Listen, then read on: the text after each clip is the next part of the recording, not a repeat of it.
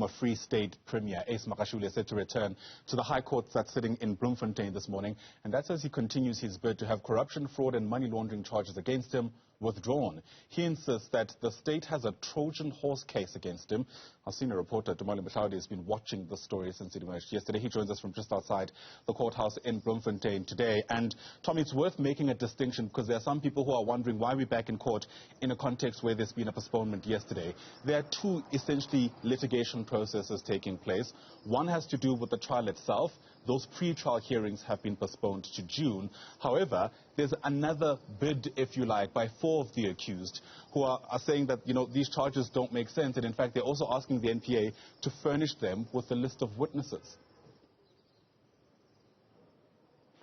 Yes, indeed, Ayanda, and that would be the civilian leg of the bid to get the NPA, as you mentioned, to furnish them with charges. Of course, that is the same individuals who were in court yesterday. That would be, of course, a former secretary, a former Free State Premier, and of course, a suspended ANC Secretary General Ace Magashule, as well as Edwin Sodi, the businessman who's linked to the asbestos directly removal case, because his company, in a joint venture, was the one that won the contract to do the work and was, furbished with 215 million rand to do the work, which the state contends was never really done. And of course, then there will also be Tabani Zulu, who was an official in the Free State Human Settlements Department, as well as Mohlaoli, who was the head of the Human Settlements Department in Free State at the time when this contract was entered into and the payments were made. So this would be basically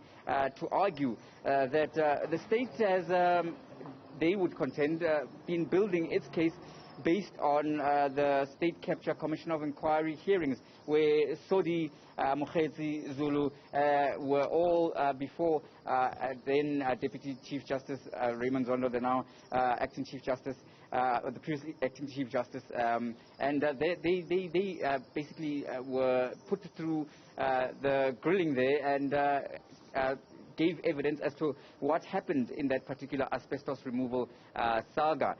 Now they are saying that the state is not allowed, according to their interpretation of law, to then move this to become a criminal case against them, and they wanted it thrown out on those grounds to say that the state had not deemed what happened in the Free State to be a criminal matter, so to speak, and that it can't build a case around the testimony of the judicial inquiry into a state capture. But the state contends that the investigations into the asbestos saga run way before even the State Capture Commission of Inquiry began its public hearings.